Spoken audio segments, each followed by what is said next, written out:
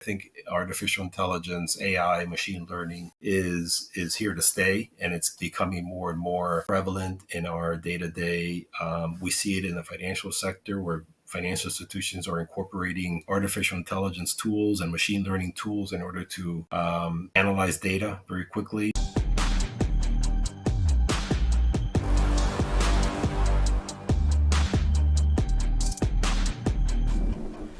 Welcome to the New World Podcast, where we delve into the ever changing and accelerating pace of global change and its impact on our lives. I'm your host, John Paul Flores, broadcasting live from the New World Studio.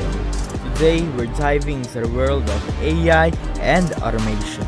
As an enthusiast and expert in lead generation, I will guide you through understanding and leveraging these technologies for your business and for your personal use. And don't forget, AI and automation might be unstoppable forces, but that doesn't mean you are powerless. Tune in to learn how to make them work for you and not the other way around. But first, let's meet our guest. Welcome to the New World Podcast, where we navigate the changing world around us. I'm your host, John Paul Flores, specializing in lead generation and AI automation, here to help you understand how our world is changing and what it means for you. Today, we have a very special guest, Alberto de la Portilla, founder, president, and CEO of Integro Advisors. Alberto is a seasoned expert with decades of experience in regulatory compliance, risk management, particularly in Latin America and the Caribbean. We're thrilled to have him and share his insights on how technological innovations are transforming the sector and the banking sector and their implications for risk management, anti-money laundering, and financial investigations. Alberto, it's an absolute pleasure to have you on the show. Well, thank you, John Paul. It's my pleasure to have been invited, and I look forward to our conversation. Amazing. And before we go in the in-depth questions, because I do have some, do you mind letting us know who Alberto is, what your experiences are, your expertise, and what keeps you busy these days? Sure. So I'm the president and CEO, as you mentioned, of a firm called Integro Advisors. We've been around for 15 years. Prior to that, I started my career with a company called Kroll, which was at that time the largest international investigative company in the world, based out of New York. And I worked there for almost 8 years. Through that experience led me to work in country in places like Sao Paulo, Brazil, La Paz, Bolivia, Mexico City. I lived for an extended period of time in Sao Paulo, Brazil, but always operating out of the Miami, South Florida area with a view to Latin America, and specifically working on due diligence investigations, different types of transactions, corporate transactions where clients were looking to acquire or form joint ventures in the region. And so they would come to our firm then to conduct these kind of assessments of the risks involved in that type of transaction. After that, I went to work for another company. It was a smaller company based in the U.S., but also doing similar type of work in the due diligence and corporate investigative world. And then the world changed on 9/11 when the attack in New York and Washington, D.C. And in the U.S., there was a very ambitious law that was passed called the USA Patriot Act that essentially required financial institutions to enhance their in-house controls to prevent their banks from being used by bad actors, narco traffickers, terrorists, to move money, and in order to try to control the illicit flow of funds through the world capital markets. And we began, this is back in 2001, that firm, we began to focus more on conducting compliance audits, investigations in the compliance area for major financial institutions, global financial institutions.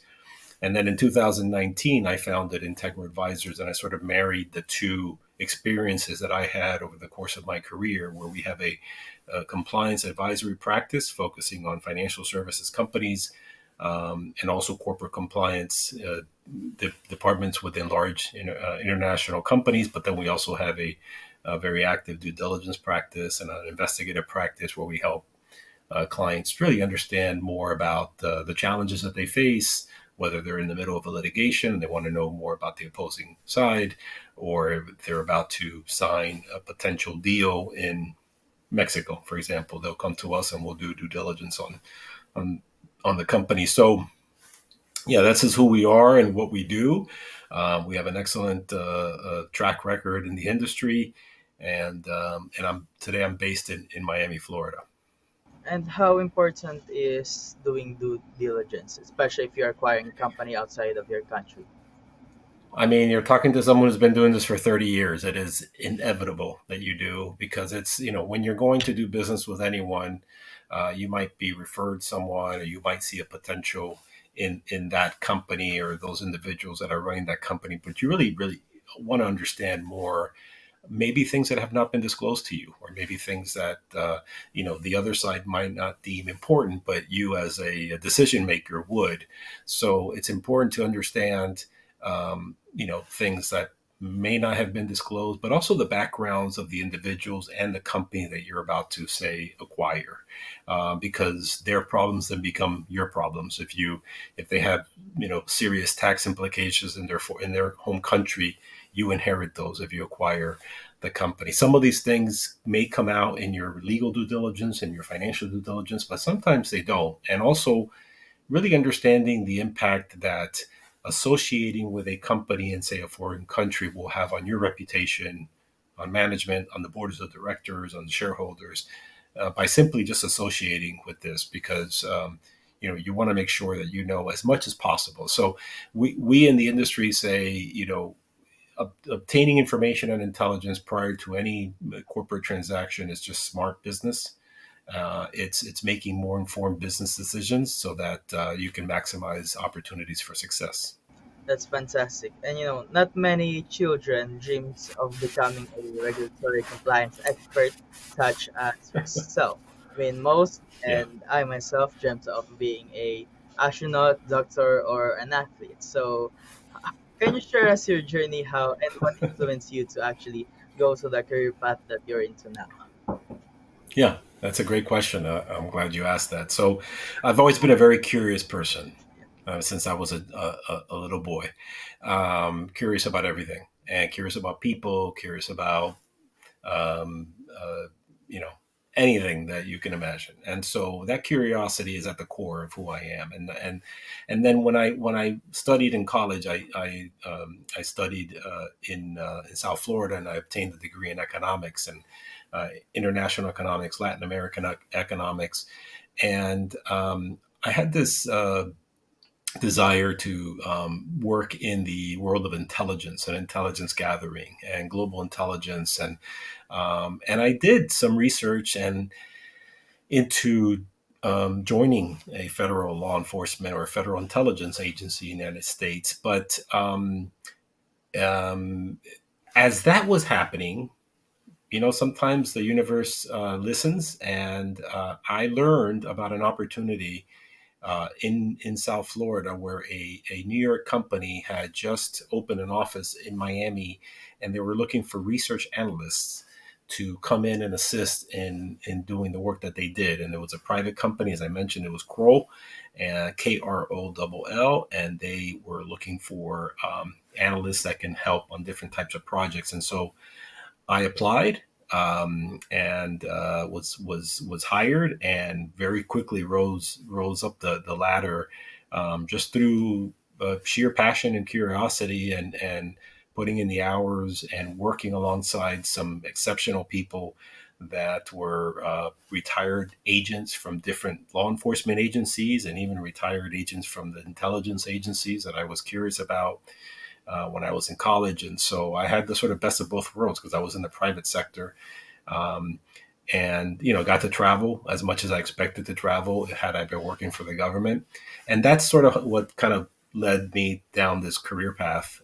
That's how I started, and I've continued this over the course of 30 years. So you fell in love with it.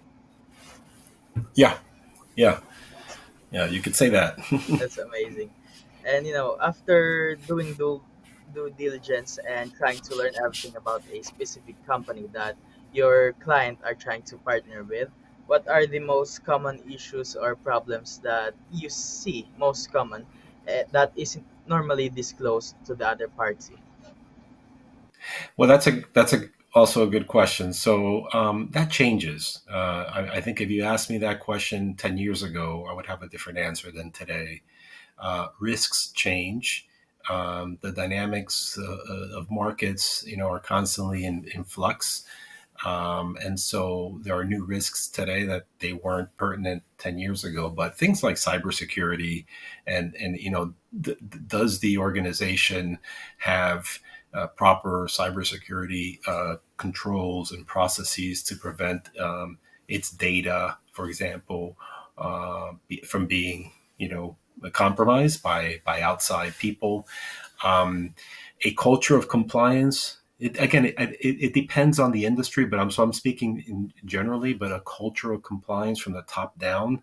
So you want to make sure that people, if it's a regulated company, so let's say it's in the oil and gas, or let's say it's in the financial services industry, there are requirements or expectations or standards that are expected to be complied with, if you're in that sort of sector.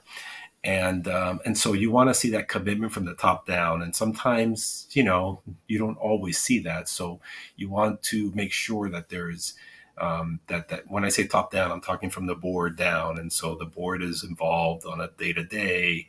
The senior management is involved in a day to day, making sure that compliance is is front and center of the operations, and ensuring that not only are they complying with applicable regulations, but there's a system that will protect the institution from things going, sideways.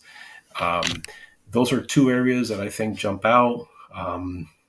There are other more specific risks that, there could just be things just undisclosed that, perhaps, what I mean by undisclosed is, in your initial due diligence process or your initial Google searches of the company and its background, it might not be public that there's existing litigation, for example, with a recent partner, or that there's labor issues in a foreign country, or that there's environmental issues in a particular, sector of a country, and you're about to invest with that company, and all of a sudden this is going to explode if you're not aware of it. So there's all kinds of other issues that come up, particularly and I'm talking about Latin America, that could impact.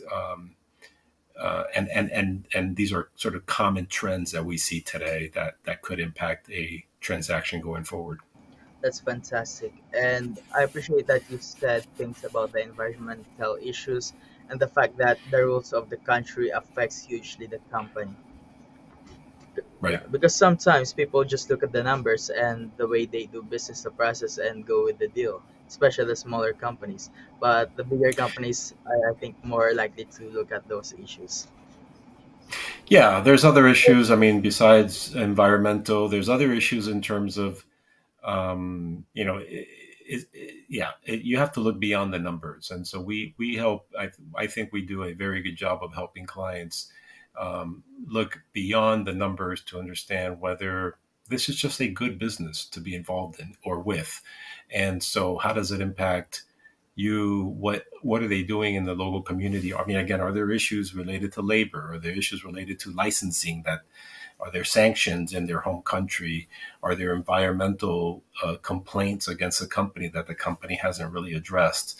Um, I mentioned earlier, like tax obligations. I mean, we have seen examples where, in a due diligence process, in an initial due diligence process that the company was managing internally, they did not identify all of the different kind of tax exposure that the company had in their home country. And so by acquiring this company, the U.S. company would have been inheriting this sizable obligation to the government, something that the government had not really been trying to collect, but we understood, a foreign company coming in, they would get a knock on the door on day one Yeah, they're gonna collect that money.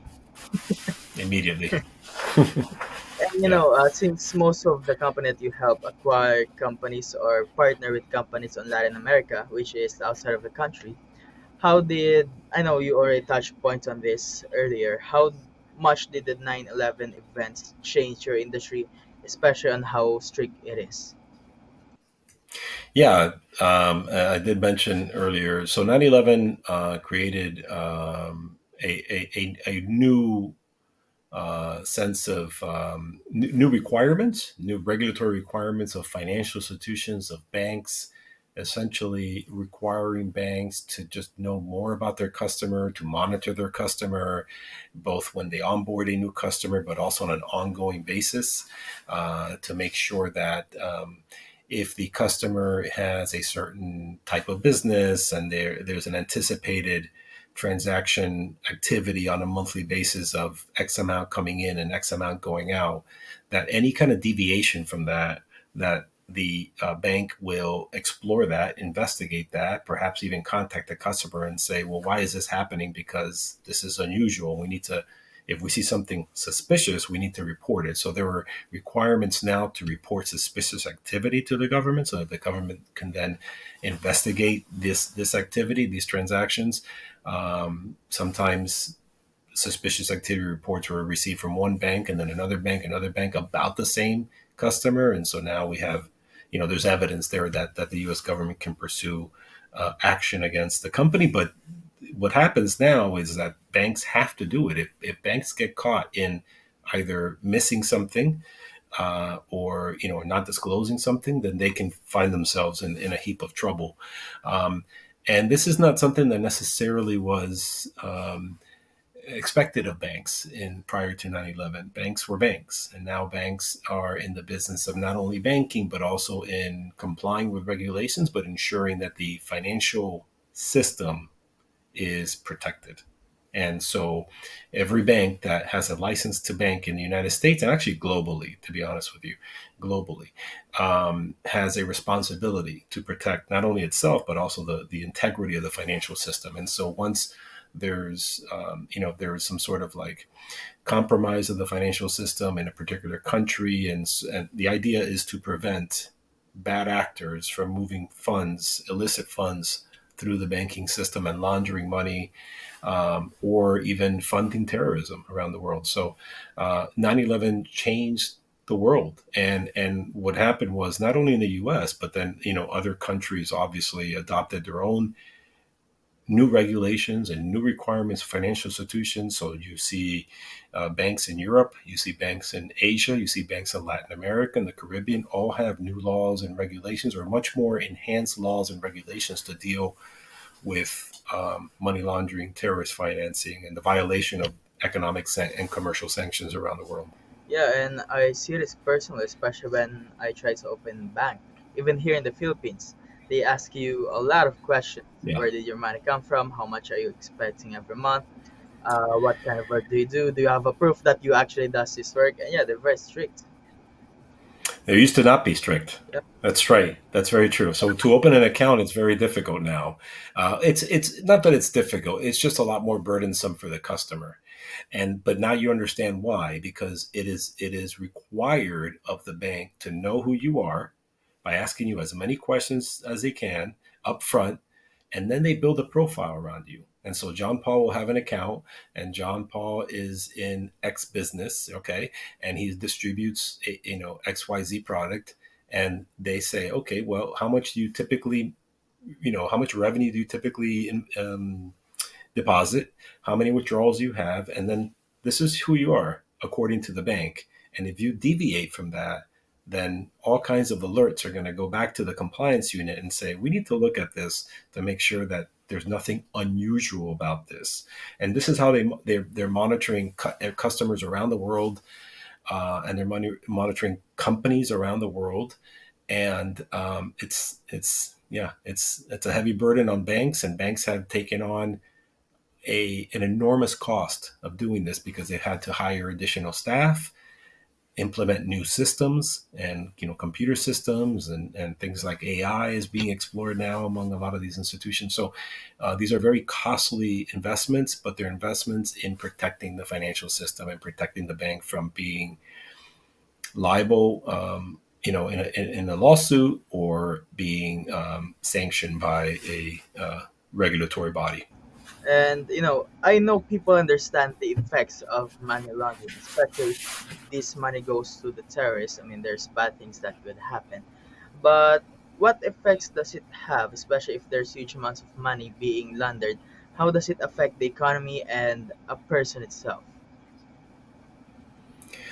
So, well, the idea is crime is bad, right? So let's start with that. So any kind of criminal activity is bad, and so how to prevent that. So if the idea is to prevent crime from occurring, you have to stop the flow of money that is, the proceeds from that crime. And so if you don't stop the flow of those funds, then you are essentially enabling money laundering, and money being clean, dirty money being cleaned through the financial system, and then it gets lost, and then it just continues. It continues to operate, and so the criminal organizations, narco trafficker trafficking organizations, companies that are involved in human smuggling, all kinds of trafficking, they continue to operate freely without any kind of challenges to their ability to move the money around, and so it impacts all of us. It impacts all of us to make sure that we have a clean and transparent world. I know that's an ideal world, but and that criminals and bad actors and people who are looking to do bad things to others and defraud people, right? Like, so they'll commit fraud against others and hurt others economically. So those people get affected by somebody, whether it's a human trafficking situation or drug trafficking in your community. And so part of preventing that is not only law enforcement trying to stop that, but also the banking system trying to prevent their money that they made from that activity flowing through the system and being cleaned, as they say, by allowing this money to flow through bank accounts. And let's go with the dirty money and clean money. What is the difference? I mean, at the end of the day, money is money. How do you clean it? Yeah. I'm sorry, say it again. Yes. So, what is the difference mainly of dirty money and clean money? And how? Well, what's the difference? I mean, at the end of the day, money is money. So keep it simple. Right. Let's keep it. I'm going to simplify this as much as possible. Clean money that is deposited into an account comes from a proper, ethical, legal business activity. Okay. Dirty money, it comes from illegal, illicit activity that hurts others either economically or in some other fashion. So somebody who commits a fraud, uh, real estate fraud, or a mortgage fraud, a real estate mortgage fraud, or some other kind of fraud, or literally walks into a bank and steals money, and so now they've got, hundreds of thousands of dollars at their disposal, and they want to be able to use that money. Well, there's only so much you can do with cash, and so you have to put the money in, and maybe if you deposit the money in the Philippines and you want to have access, you want your cousins to have access to it in the United States, where you need to deposit the money, and the money then is moved. So that now that dirty money that was stolen or obtained illicitly is being cleaned because it passes through the system. So, but just to keep it simple, clean, it comes from legal activity. Dirty comes from illicit activity. We're trying to prevent the illicit activity from passing through our system, and so that's the mission of governments and law enforcement around the world, that they're trying to prevent this activity from, and also terrorist financing as well, just trying to prevent that from being as prevalent as it continues to be, because it's an ongoing battle. In the Philippines, our government or our central bank per se is also planning to move into a CBDC, central banking digital currency. How does it affect everyone? What's the pros and cons of having a system like this? Having a system of a digital Yeah. currency. Yes. Okay. So so you I want you to repeat the question. So The the pros and cons. Sorry, of go ahead. doing mainly central bank digital currency and not using cash anymore. Hmm.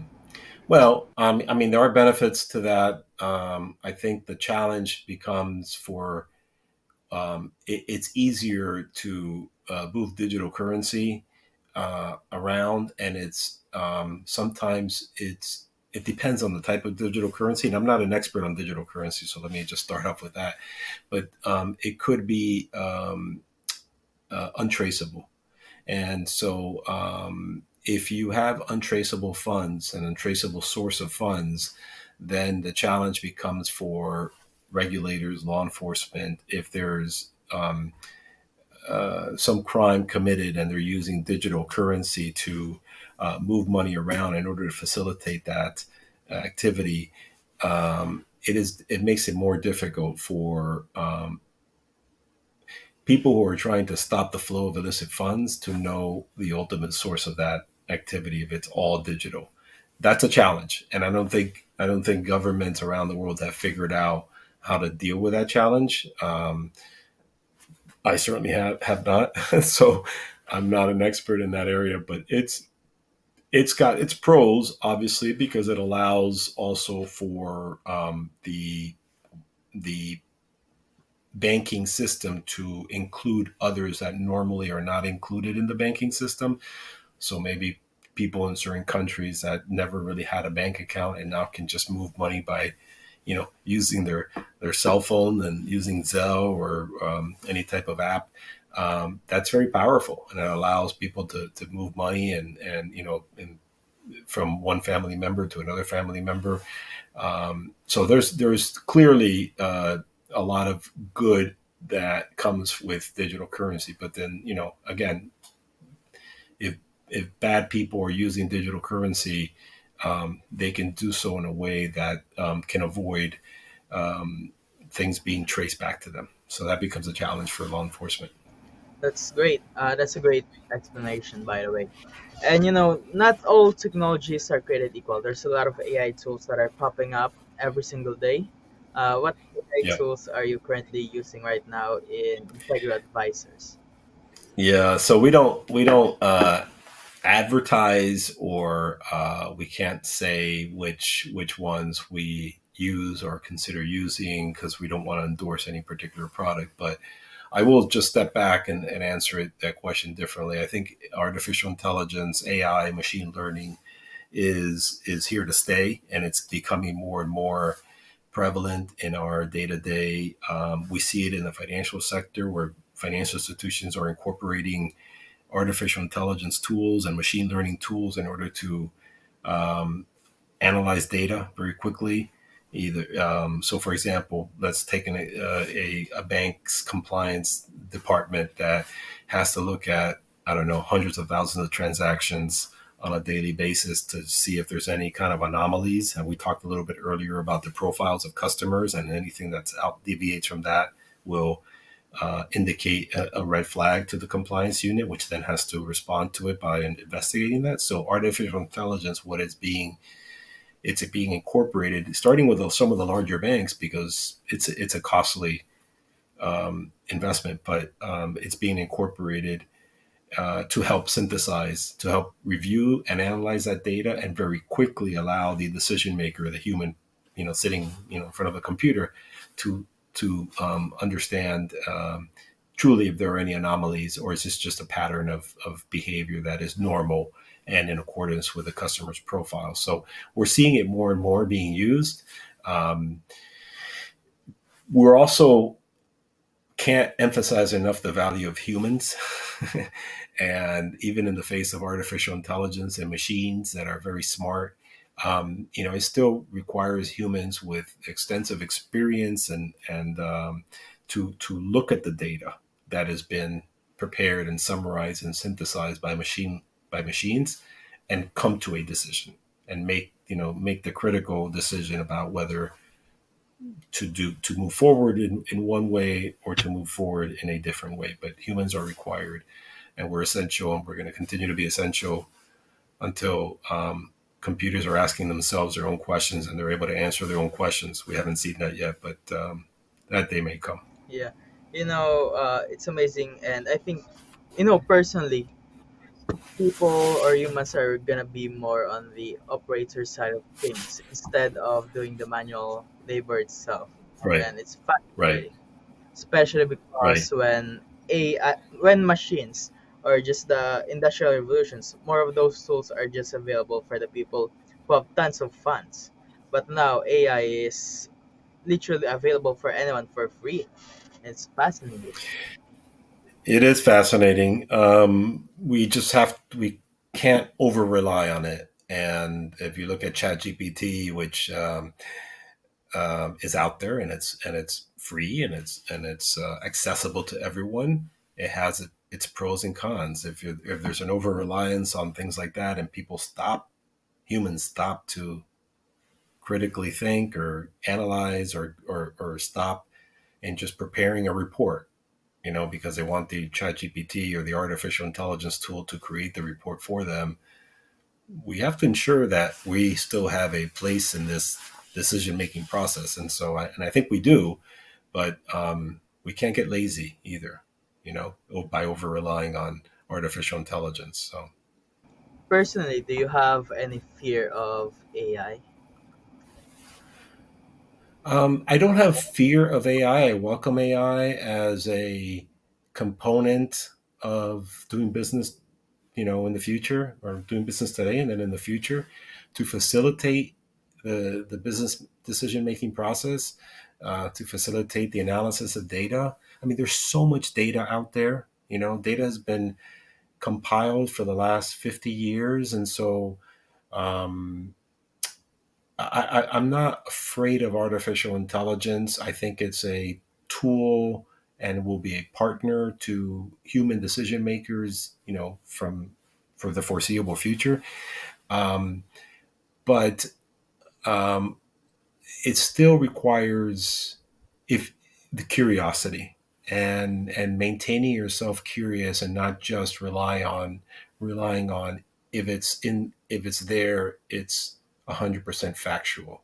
No, it's just a tool to get you to a point where, okay, a lot of that data analysis was done, and now we need to move forward with how we're going to proceed. And sometimes data is data, but data is not the full story either. It requires human interaction, to really understand people, sometimes beyond just what's out there in social media, or what's out there in the press, or what's out there in other registries and repositories of information. Because there are things that are out that we sort of live in this data driven world, or data centric world. I suppose that's the term now, data centric world. But we're not all data. There's also things about us and about humans that are not out there publicly. And so when you're analyzing, I'm going to go back to the due diligence example. Like when you're analyzing a transaction, you're sitting in front of the people that you're going to partner up with, and you're going to be in business for the next 10 years or whatever. You've got to understand there's got to be chemistry. You got to make sure that this is going to work, and data might not tell you that. And so there needs to be a lot. The one thing I fear, I guess, and I know I've come back full circle to this, but I do fear in lack of human interaction with others. I think you're seeing a little bit of that now in the young generation that is, on the phone constantly and texting, and but not doing enough of this human interaction, being in the same place and talking to one another, like, at least my generation did when I was growing up. So Yeah, human interaction is very powerful. I mean, you can be working 20 hours, and if you have friends over, you're still gonna have energy to entertain them. right, Yeah, it right, gives you unlimited power, and especially with all the emotions that you feel. yeah, I agree with you.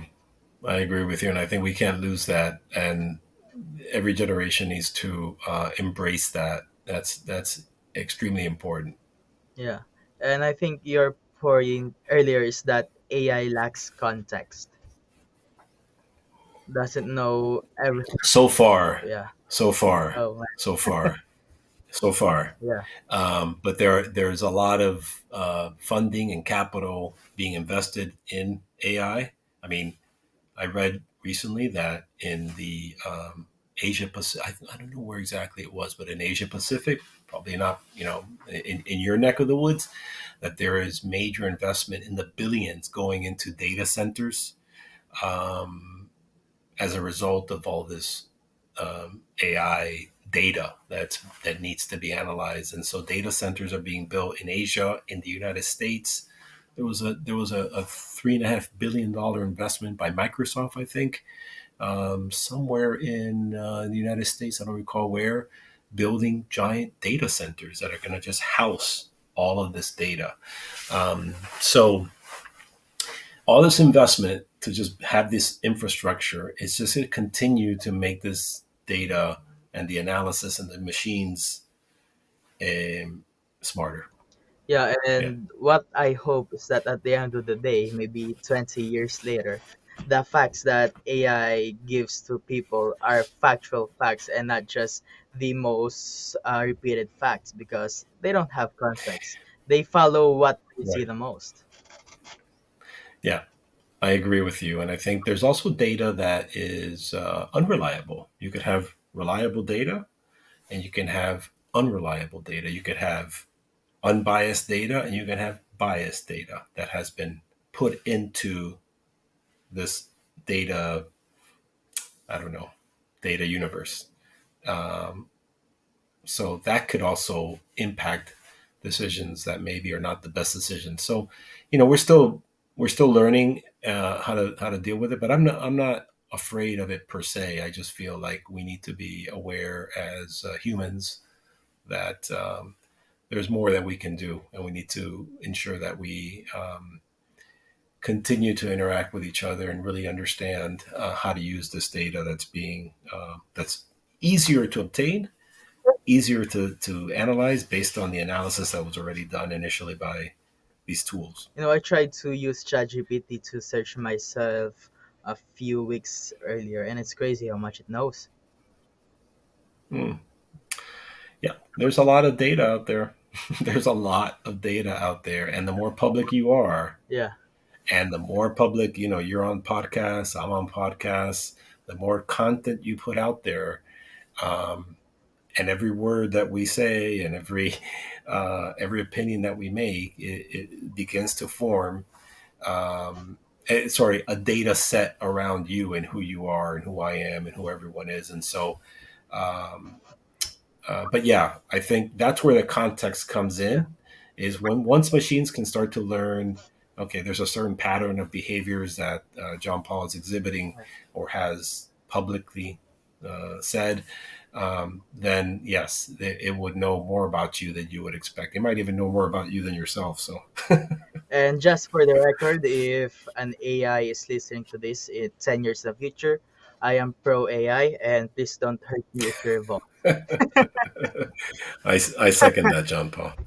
And let's go back to the topic. And what do you need to see if, let's say, if you're a business owner, you're not the Right. founder of the Integra Advisors, before you partner with a certain company, not just their numbers. After doing due diligence, what is the top five things that you need to know about them to make a good and clear decision?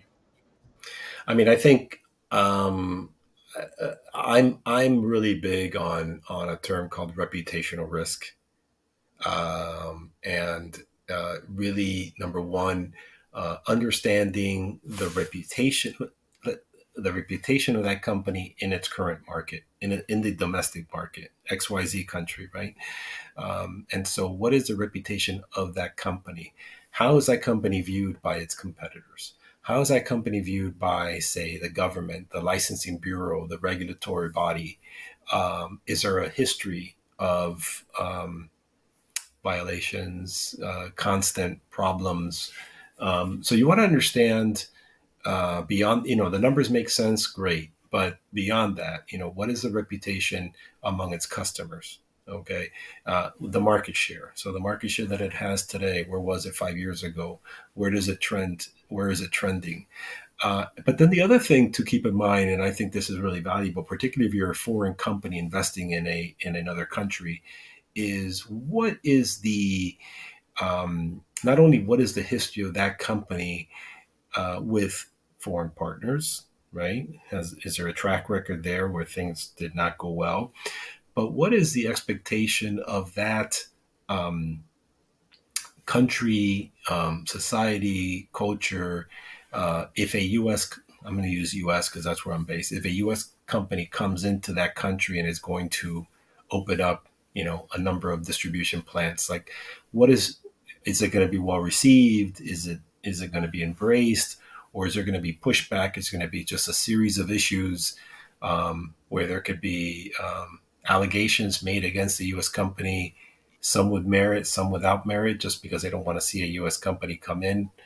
I don't know. I'm not picking on U.S. particularly, but those are things that you want to understand. So it's more of a geographic risk. It's more of a market risk. It's a and again it's a and then it's a sort of general reputational risk, not only of the company in its local market, but then how does that community and that sector look at U.S. company, in particular this company, to plant the flag in their home country. So these are other issues that are kind of more in that gray area that should be considered. Now, again, a lot of companies will, like you said earlier, just look at the numbers. The numbers make sense. Let's just go forward. And if things go the wrong way, then we get out. But in order to have a lasting, sustainable, enduring business in that foreign country, there's a lot more work that you could do to ensure that uh, transaction will succeed in the long term. They also do those very specific research for your clients. We do, yeah, we do. So we have, let's say you're in the energy sector and you're partnering up with potentially partnering up with a company in Latin America, and to do some energy related work in that foreign country. Right. So we do not only analysis of the partner and the backgrounds of the individuals that are behind the company and the ownership group and the shareholders, what have you, but also is this a good business from a economic, political, geographic risk perspective. So we do that type of assessments that are called geographic risk assessments or market risk assessments for companies that are moving into new markets or considering new markets, for example. We do that kind of high level market risk assessment to ensure that, yes, this is something worth taking the next step. Let's explore opportunities there. That's fantastic. And this more of on their reputation side of things. Let's say they partner up with a company that the reputation isn't necessarily the best. Does that have a huge and lasting effect on the company? I mean, the reputation of the company in the Yeah, country. if they partnered with the wrong company and their reputation got stained. Does- I mean, it could. Well, okay. Let's unwind that a little bit. You're talking about an example where company A Yeah, is going to buy or merge with a company B, which is in a foreign yeah. country. And the Which and the company company, B has a bad yeah, reputation in their country, right? Okay, well then, yeah. I mean, it's not a 100% clear walk away uh, response, because there could be a reason why it's not doing well, or it's from a reputation standpoint, that could be fixed by having a partner that has the capital and the reputation and the branding. And so I guess you have to look at that specific. It's kind of a hypothetical that's really difficult to answer with a yes or a no. So you have to look at a number of other factors. There could be other factors that are impacting why the company's reputation is so poor. Again, each everything is unique. Every transaction, every opportunity is unique, and you have to look at it with that type of perspective. Let's look at it. What does this mean? And like you talk about context earlier, you want to make sure you have the right context as you're moving forward. So, kind of difficult to answer that hypothetical, but it's not necessarily a no. There could be other reasons that it still would make sense to go forward, because you bring a brand, a level of capital, a level of professionalism that will succeed.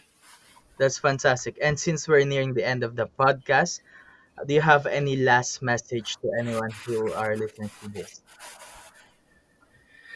Um, Last messages. Well, I think the more you know about who you're doing business with, if you're in the business world, the more that you are aware that transparency is the right way, is doing business the right way, um, is the way we should be doing business.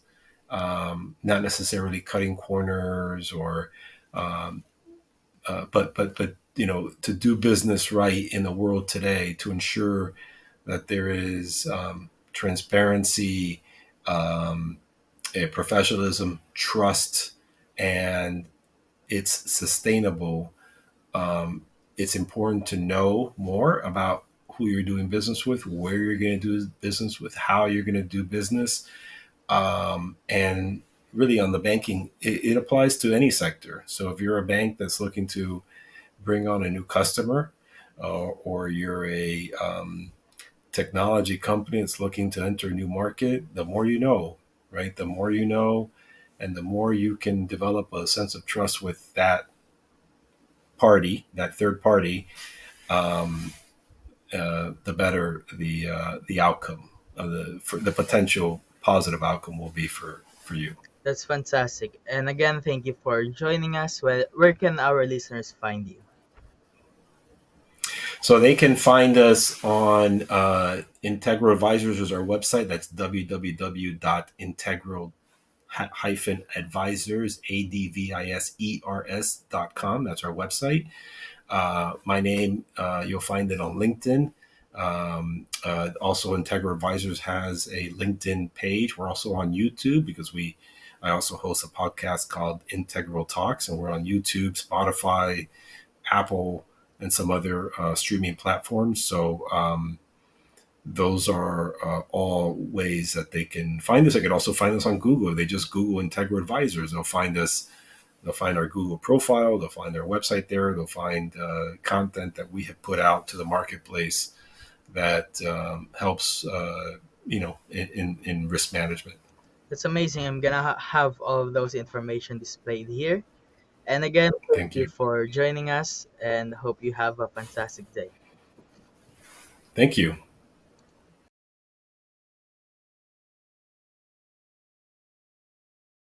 That's all for today's episode of the New World Podcast. We have explored some fascinating topics with our amazing guests, shedding light on the upcoming New World. If you enjoyed today's episode and today's discussion and want to stay updated the future episodes, don't forget to hit that subscribe button to the podcast. And if you found value on what we have discussed, please consider leaving us a review on your favorite podcast platform. Remember, if you have any questions or topics you'd like us to cover, or if you are interested in being a guest in the future, please feel free to reach out to me via LinkedIn or email me at john.paul@aicinix.com and add New World Podcast, all capital, in the subject line so I can see it. I always love hearing from our listeners. And don't forget to check out our amazing guests. You can find more information about them via the contact details we provided earlier.